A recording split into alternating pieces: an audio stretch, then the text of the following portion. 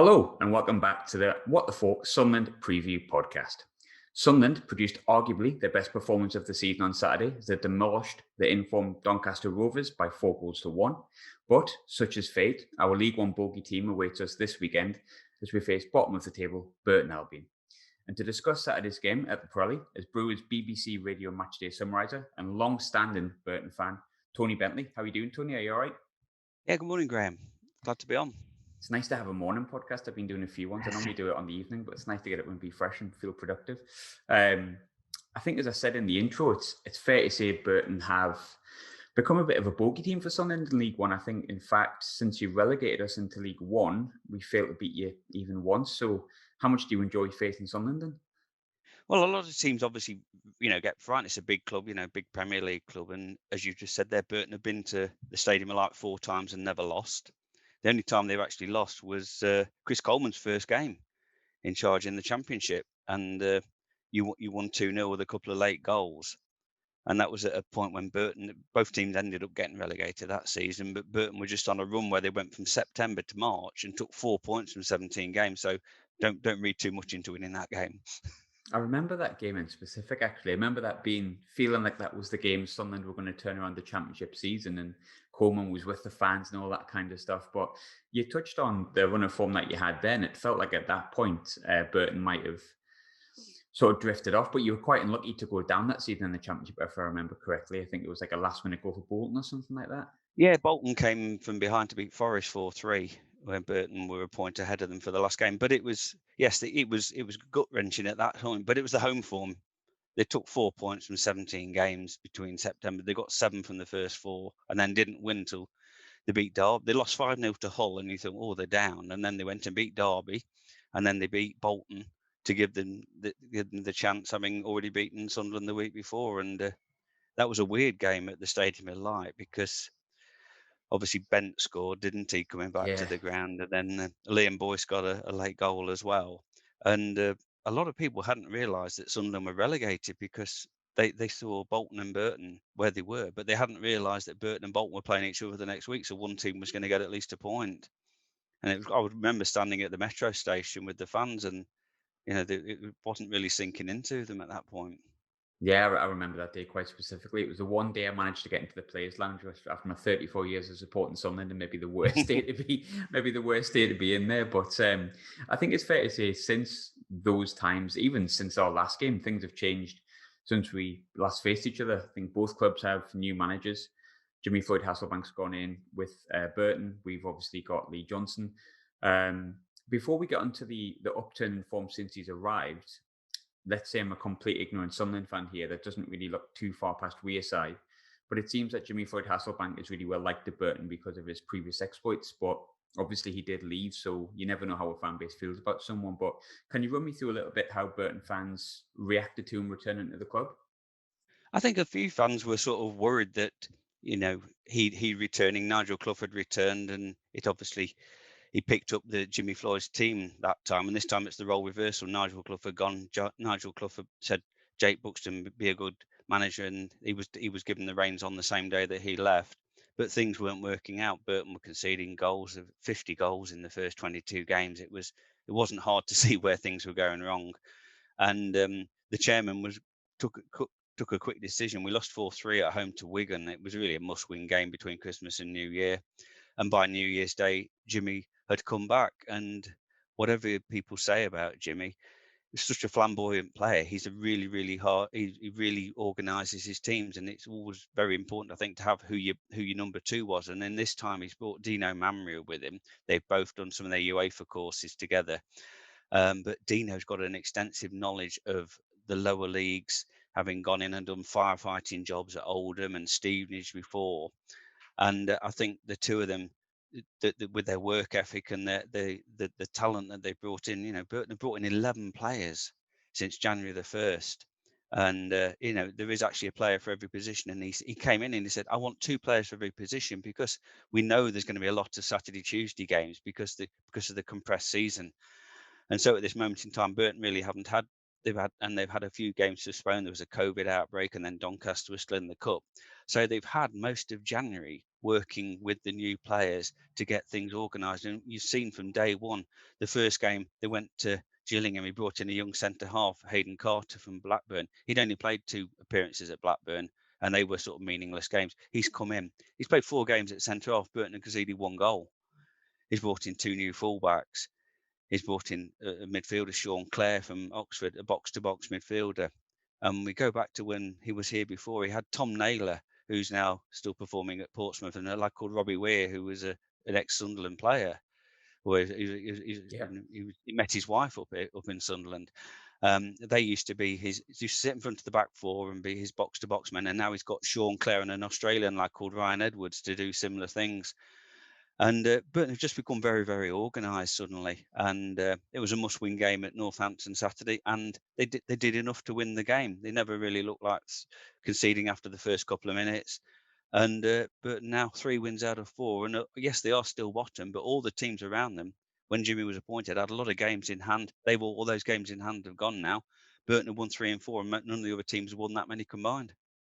Talking about Jimmy Floyd and Burton, I suppose, especially a lot of clubs, especially with Sunderland from memory, going back never tends to work for a lot of clubs. But I would say, to be fair, apart from recently, it sort of did work with Nigel Clough. I wouldn't say he had far from a poor second spell, relatively consistent.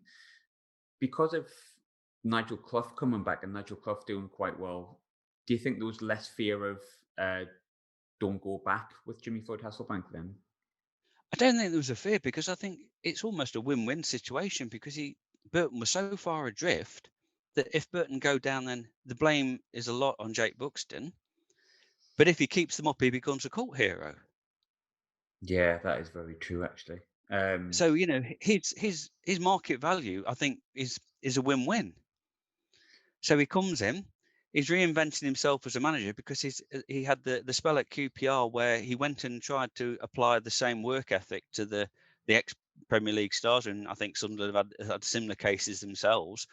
And then that eventually didn't work out, because they eventually rebelled and performances didn't pick up. He went to Northampton Town, and he had a different assistant. He had Dean Austin, I think, was the continuity with the Northampton Town there.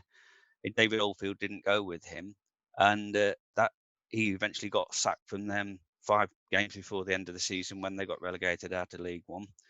And since that point, he's just been doing Sky punditry work, really.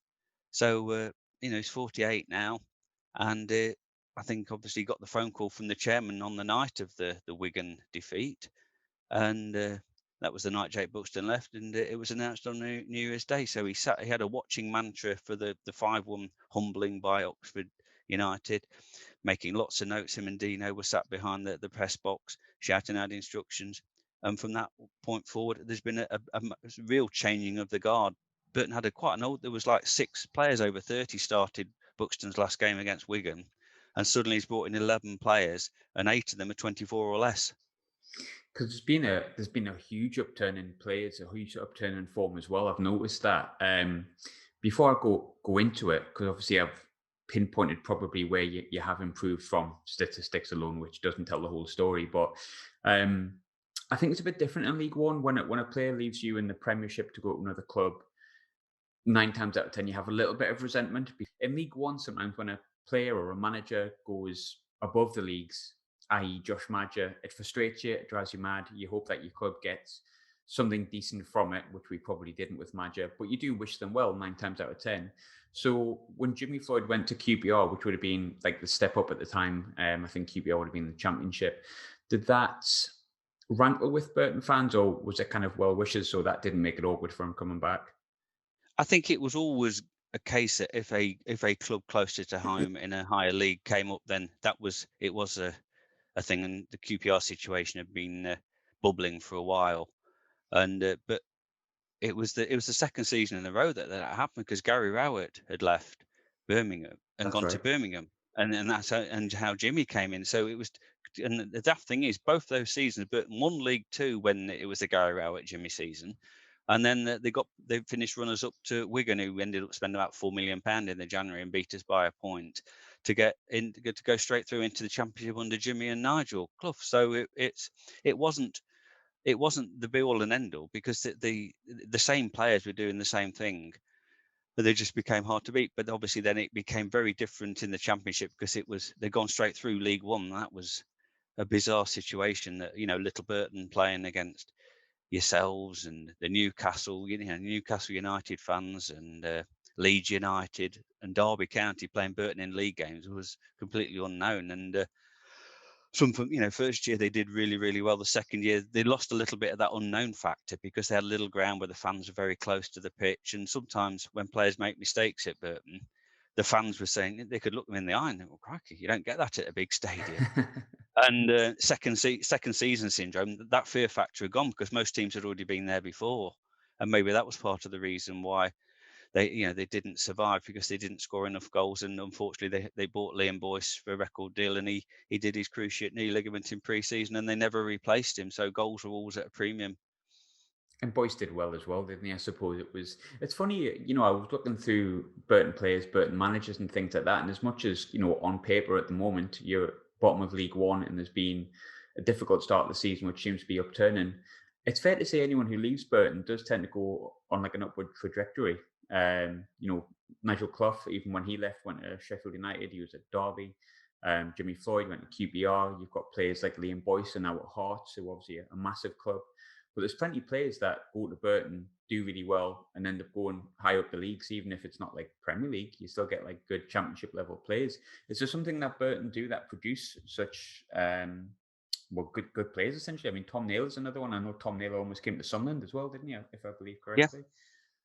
I think players come to Burton. St George's Park training is a big appeal. I think Burton have never paid big wages. They've never splashed the cash. They were never, the chairman's so prudent he won't actually spend silly money. But I think players know that if they come to Burton, they will actually get paid every month, which you can't say for a lot of lower league clubs. There's a stability thing about it. It's right in the middle of the country, which is another lure, that within 2 hours of Burton, there is most of the population of England. So in this day and age, players haven't got to relocate to somewhere. Say you're going to play at Plymouth or to move up to Sunderland. It is a big family up thing. And Burton have always bought into this. If the players are happy off the field, they perform better on the field. So there's always been a good sort of social care side to players, making sure that they're happy, and training sessions are fitted in around outside of peak travelling when people were on the roads, that the players were only travelling in at good time. So all those sort of things, it gives a sort of happy feel about the place. And Burton have always said that they've never stood in a player's way if a bigger club comes in for somebody as well. So they're not going to fend off silly money or whatever. They'll always take the money and then try and reinvest again. Yeah, and I think sometimes that's kind of the cycle of a League One club and how it should work. I'm kind of starting to get used to it a little bit because we kind of fell into League One out of nowhere. But it is kind of 2-year contracts. Sometimes you make sure that if you have a player that performs well, you get maximum value. Obviously, we haven't done that, but that's another story for another day. But I think that's a lot of the way like League One clubs do sort of work. Now back onto the current form of Burton. Obviously, he wasn't actually officially in charge, but I think he was announced maybe the day beforehand or on the day. Lost 5-1 at home against Oxford, but since Jimmy Floyd's actually been in the dugout, you've won 3 of the last 4. What has changed then with his arrival? Because that's quite a drastic change. I think with 3 wins is more than you've had the entire season before he came in. Yeah, won 5 games all season and won 3 out of the last 4, all Yeah. with clean sheets as well. It's organisation. They've worked really hard. All the players who've come in have said they have worked so hard, fitness wise. Really, really working them. And the time before, Burton were the fittest team in League One and League Two, winning so many games late on. And I think they've brought back into that. All the players that are coming in, there's a lot of youngsters. He's picked up 3 youngish kids. Tom Hamer from Oldham, a young sort of lad. They picked up a lad called Terry Taylor. He's only 19 from Wolves, and they're putting these lads on 2.5-year contracts with a view to nurturing them, looking, getting some reinvestment in money, because Burton in the last few seasons have picked up too many perhaps players in the 30s who have got no resale value. So the cycle is that in this day and age, I think Burton have got to look for some money from somewhere, especially with what COVID's done and stopped the the behind the scenes side, which is probably bigger at Burton than a lot of other clubs, because they've never had a lot of fans, but they've had a corporate side that has entertained 200 or 300 people and done businesses and weddings and things, and that's all that a lot of profit from that's gone on the playing side. So that has affected Burton. But no, Jimmy's brought in. He's brought in also a bigger side. 8 of his 11 signings are over 6 foot, and one of the ones who isn't is 5'11". So suddenly Burton are a much more physical side. They were quite a small side. They've got a lot younger legs, so under 24, so with people with legs that can go up and down the pitch for 90 minutes, because Burton have conceded so many goals in the last half hour of games where possibly the older players were running out of steam. And so it's, organisation, legs, physicality. They've got one of the lads who can now take a long throw. They've never had that option. He's brought options in. He's always said he wanted 4 centre halves. He's now got 4 people vying for centre halves because he wanted 2 players for every position. So suddenly now Burton are well equipped for the second half of the season and face a real test on Saturday. We're saying, well, we said off air before about the amount of players that were being brought in. I did notice the amount of, I think at this level, quality arrivals that have come to the club. They're players that, I know of, which I'll be honest, isn't always the case, even with Sunderland players that we bring in. Johnny Smith's obviously been good at this level for a while. I think he had a good start of the season as well. Josh Earl's been a good signing. Sean Clare, I know from Hearts. You mentioned Terrell Taylor coming in from Wolves as well. Who've been the most impressive of the new signings? Sean Clare has really stood out the last 2 games. A box-to-box midfielder, a 6'3" midfielder, which is quite rare. And the last time Burton had a midfielder like that was Tom Naylor, and that was a success. Just the big man to sit in front of the back 4. I know from the times before when Jimmy, he wanted him and Robbie Weir, former Sunderland lad, just to actually win the headers from balls coming into the box, so that the centre halves could pick up the second ball. Where if your centre halves go in for the ball and miss it, then there's always space behind, and just makes them a little bit more solid. They're having that sort of things. They picked up Michael Mancian last week. I saw that. Had a Blast from the contract. past. But he only just turned 33 a month ago. So, he was so young when he was at Wolves on loan and had 100 odd games at Nottingham Forest. So just a little bit of experience again there. The lad Hayden Carter they picked up from Blackburn on loan, big centre half, 6'3". He's only 21. So it's actually putting a spine into the team. So you've got Carter and Michael Bostwick's a big centre half. He played alongside Carter on Saturday. Clare sitting in midfield there with Ryan Edwards, who's the Australian other ex-Hearts player, a box-to-box midfielder. Unfortunately, they've got Kane Hemmings is out injured. He picked up a calf strain a few weeks ago, so Lucas Akins has been playing up front. But they brought Josh Parker, who's another player who's been around the lower leagues, experienced player up there. Ryan Broom on loan from Peterborough. And as you said there, Johnny Smith, who's looks at an exciting prospect as well. So it's a completely different team to what Sunderland faced in November. Yeah, and I mean, Sean Clare, obviously, I live in Glasgow, so Sean Clare's someone I watched, and I know Hearts fans at the time, even though they were relegated, were quite disappointed to lose him at the time to Oxford. Obviously, Johnny Smith's done well. I think it's Swindon started the season. There's numerous players in there where basically they look like a completely different squad. Going back to the start of the season a little bit, just so we can get an understanding on where it went wrong, I suppose, essentially. Nigel Clough left in the summer. I remember being naive, not really knowing much of what was going on outside of Sunderland with, COVID, lockdown, all that kind of stuff. He's obviously gone on to Mansfield, but it's fair to say that I think Nigel's probably a bit of a legend at Burton. And he left, it seemed, for financial reasons, is what was coming out of the club. But what was the thinking behind Clough leaving? Was the problems because of COVID and things like that? Was it a case of you need to put somebody else in? What was the circumstances? Well, the story is that he said he's left, took his brother and one of his and Gary Crosby with him because of financial reasons. But then I've seen interviews since where he said he probably would have gone in the summer anyway. He probably needed something refreshing. Mm-hmm. But the trouble is he left 18th of May, and then the same day the announcement was Jake Buxton was taking over. I think Nigel had recommended him as a seamless transition. And then Jake went out and re-signed a lot of the players who were out of contract, Colin Daniel, Stephen Quinn, people around the squad. So there wasn't really a refresh of many players. He brought in Michael Bostwick and Neil Eardley, but they were both 32 at the time. So there was no real young legs coming in. We get to the start of the season, lost the first game at Fleetwood, won the second game against Accrington. Then there were some loans came in, and there was 5 loans come in, but there were a lot of them were midfielders. And Burton, we were looking through the Burton squad. There's about 15 people could play in midfield, yet they were only playing 3. So one of the things to me is you bring loan players in to improve your starting 11, not to increase your squad. You go back to the game at Sunderland. There was one loan player who was Sam Hughes, the centre half, and one other lone player on the bench. So they weren't influencing the starting 11. So there was maybe a case there. So what's happening? All those loan players have gone back. Jimmy's come in, brought in a whole new set of 5 loan players, and we've now got 4 loan players starting every game, including your Sean Clares, your Ryan Brooms, Josh Hill, people who are influencing the game.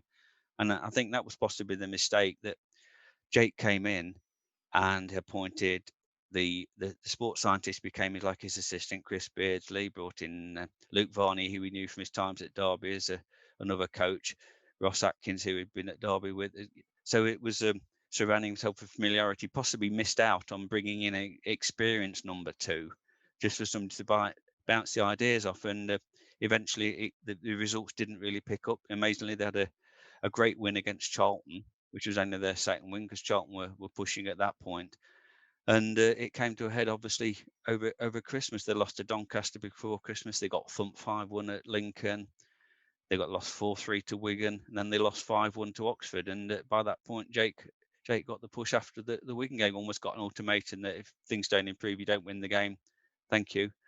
And the chairman took decisive action, because maybe he didn't trust Jake to make the right signings in January to keep them up. So with money being such a premium this season, especially at a club like Burton, it needed some fresh ideas, and that's what Burton have got.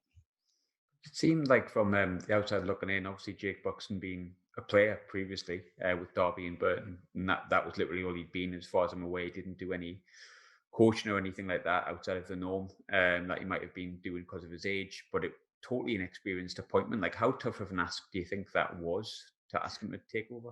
Well, I think he has done his coaching badges. He'd done them from quite an early age, and I think it was a recommendation from Nigel Clough. Jake would be the man, and it would continue, sort of thing.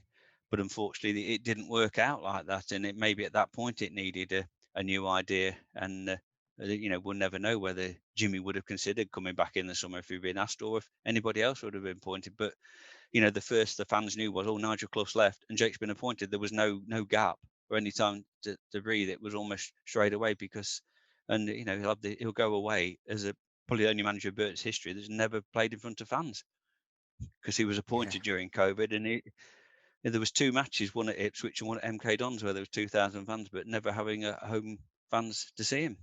Forgetting what fans are these days, mate. Yeah. But I think it would say, and again, I'm talking again from a totally outsider's perspective, which is, I suppose, why we do this, to kind of get the real lowdown on the clubs that we're playing. But it seemed like for a long time, due to the form that was being shown under Buxton, Burton would probably be one of the certs to drop out of League One, outside of maybe, say, Wigan.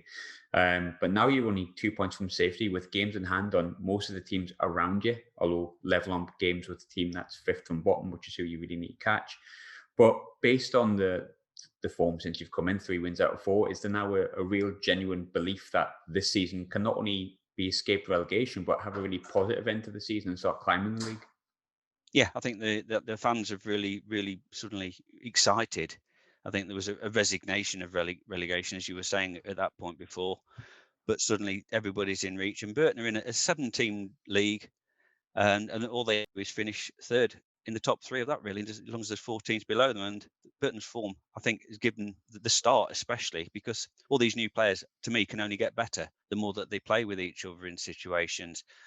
So we just have to make sure you don't lose, or try and beat every team around them, because, as you say, there's still 20 games to play, and try and upset some of the bigger teams who are, might just take their eye off Burton, but just hopefully catch a few teams unaware, and some comfortably finish in League One. And then they've got some permanent young people like Johnny Smith, as mentioned there, and Tom Haim and Terry Taylor, people to build a squad around for the next season and have a real go again. It's most definitely. I mean, we talk about how tight it is at the top. How I mean, we've been awful at times sometimes this season, and yet we still somehow are not that far off the top. With a good run, we could quite easily get automatic promotion. But it feels the same right across the league, doesn't it? I don't know if it's just because of the pandemic and the way the league's being played, but it's tight all across the league. You can be rooted to the bottom for weeks, win a couple of games, and all of a sudden you can start looking at the middle of the table. I mean, have you ever known a league be so tight as it No, is now? I think the lack of fans has levelled things out. Hmm. Yeah, look at Sunderland, where Burton come to Sunderland and take the lead. It's made it a little bit easier for certain teams. You go to Fratton Park and the end there is full of fans, and they're really cheering the fans on. So I think it has levelled out and brought a lot of teams closer together. And it's just a consistency factor. All teams will have a bad run, but the Hmm. teams that win leagues have the shortest bad run and the longest winning run. And at this moment in time, Lincoln are on that form run, aren't they? They've come and pushed and got a bit of a gap now. Hull have had a little bit of a wobble. Yes, Burton beat Hull the other week, and they Burton had lost every game to Hull before that, and then Burton played Hull the other Saturday, and Hull never got a shot on target the whole game. That's how much Burton have tied it up. They've tightened things up, made themselves hard to beat, and then obviously got the ultimate 90th minute goal and give them a chance to recover. So it is a very tight league, and all it needs is a team to have 2 or 3 wins at anywhere in the table, and they shoot up the table. Accrington didn't they? They had that Yeah. COVID spell earlier in the season. They had the least number of games, and suddenly they've been around the playoffs since they've been playing. Yeah, I mean, Accrington appeared out of nowhere, and it was all of a sudden we were behind them. They had 2 games in hand on us, and we were about seventh. So I remember just the whole season just being quite bizarre in that sense. Talking of Sunderland, obviously we're speaking before our Papa John's semi-final, so to speak, but I think all concentrations on the league, to be honest. Um, Things are quite well in Sunderland land for once, unless we get hammered on Wednesday, and this is going out. If so, I do apologise. Charlie Wyke scored 4 on Saturday. Aiden McGeady assisted 4. Both players, I think, essentially look like they've been the talk of League One because they're both so outstanding. Are you worried that Burton, despite the good form, might be meeting Sunderland at a wrong time when we might be on a bit of a run? I think Burton will relish the challenge. I think the fans and the players will see it they want to match themselves against the better teams to see how much they have improved. I think the Aiden McGeady story always makes me laugh because he got frozen out having played against Burton under Phil Parkinson. He scored, and Burton came to the stadium in like 1-2-1, and he never played again under Parkinson. And suddenly he's back again and showing what he can do. It's all about getting, I think, the focus of somebody like him, and he has proven in previous seasons that he's got the quality. He doesn't play for the teams he has played besides Sunderland without having something about him. Um, I think Burton's remit for Saturday is to stop the supply line into Charlie White. Yes, they're all headers, so Burton have suddenly become a lot taller team. They've got 7 or 8 players now over 6 foot, so it's not as though which they were before, reliant on one big player to mark a big man. But just saying there, you stop the supply line, teams will maybe man mark McGeady, depends on which wing he's playing on, who he gets a midfield player to supplement the fullback or whatever. And the other thing is it's a smaller pitch at Burton. Sometimes the bigger clubs, the stadium like it is a big playing surface, and with somebody like McGeady, you make sure you get him out on the touchline or whatever, because the defence, the fullback doesn't want to go out too far because it leaves a big gap then to the 2 centre halves. Where at Burton, it's a narrower pitch and a shorter pitch, and sometimes the play gets a little bit compressed. But yes, he's a known target. But similarly, I'm sure Sunderland will think, right, yeah, Burton have had an upturn in form. What do we need to do to stop them? Yeah, no, absolutely. I mean, there's no easy games in this league because of how tight it is. I mean, we unfortunately lost at home to Wigan when they looked like they were at rock bottom again. So there's no one that we can take too lightly, especially considering we haven't beaten Burton since about 4 managers ago, which is actually not that long in Sunderland world, but nonetheless. One part I do find quite interesting. I always ask this on a weekly basis, and I'll be honest, the more that we've been in League One, the less people have answers. And we've touched on McGeady and we've touched on Wyke.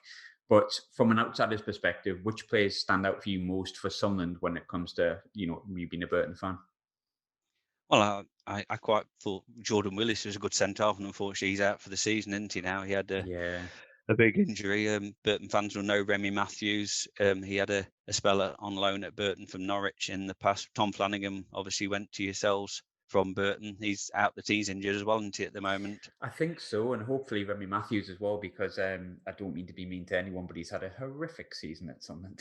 Well, he so gifted Burton the goal in the game at the Stadium of Light. He's done that frequently. Yeah. So yeah, I mean, you can have him back if you want.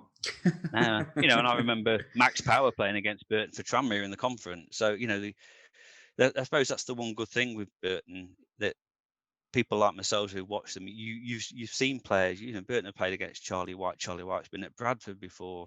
So it's all about the service, isn't it, into a player like him? And he's obviously full of confidence because of the amount of goals he's scoring at the moment.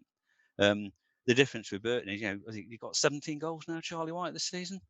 21 in all competitions, 17 in League One. Yes. Yeah, well, Burton scored 32 goals, but they've had 14 different scorers now, and that was very prevalent when Jimmy was here before. That the goals were spread around; they weren't reliant on one person for the goal. And sometimes I believe that's harder for a team to prepare against than a team that has one man scoring all the goals.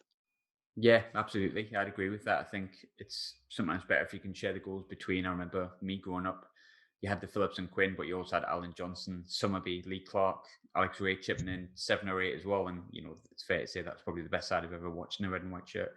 I suppose finally then, score prediction as always. How do you see the game going on Saturday? I don't think it'll be a goal fest. Mm-hmm. I think Burton have played in. They've had 3 1-0 games, 2 1-0 wins, a 1-0 defeat to Ipswich, and a 2-0 win. So there's not been a lot of goals. So if you were a betting man, I think under 2.5 goals would probably be your bet for the game. 1-0, 2-1 could go either way. I'm going to take Sunderland with a 2-1. I didn't have any idea how it was going to go. I'm always wrong. I've never got one right this season. I think I've got one at some point. So definitely don't bet on the 2-1. Anyone who's listening, because it will be wrong. But I'll go 2-1 for Burton then if you win 2-1 Sunderland. Yeah, my predictions are never right. I think I've got one right all season. But Tony, thanks so much for coming on. I would wish you good luck on Saturday, but I would be lying. But good luck after that. And thanks again as always for coming on. No problem. I really enjoyed it. Thanks, Graham. My pleasure, mate. Not a problem.